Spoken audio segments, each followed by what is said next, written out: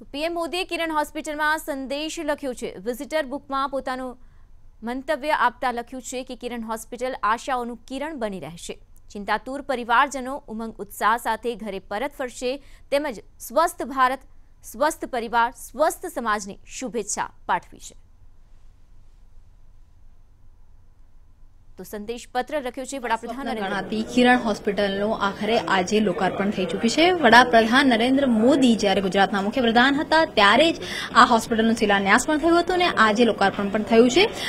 નવીન વાત છે આ વિઝિટર બુકની અંદર અનેક લોકોએ અત્યાર સુધીમાં પોતાના મંતવ્યો લખ્યા છે। હોસ્પિટલની શરૂઆત નથી થઈ તેની પહેલા, પરંતુ ખુદ નરેન્દ્ર મોદીએ પણ આજે કહી શકાય કે પોતાનો એક શુભેચ્છા સંદેશ આ બુકમાં આપ્યો છે, જેમાં એમણે સ્પષ્ટ એવું લખ્યું છે કે કિરણ હોસ્પિટલમાં જે પણ પરિવારજનો દુઃખ સાથે આવે તેમના દુઃખ દર્દ દૂર થાય, ખાસ કરીને એક શુભેચ્છા અને સાંત્વના પણ આપી છે। અને આ જે બુક છે એ બુકને જોવા માટે પણ અહીંયા મુલાકાતીઓ આવી રહ્યા છે। આ જે સંદેશો છે તે માત્ર કિરણ હોસ્પિટલ માટે નહીં પરંતુ અનેક લોકો માટે સંદેશારૂપ બની રહ્યું છે।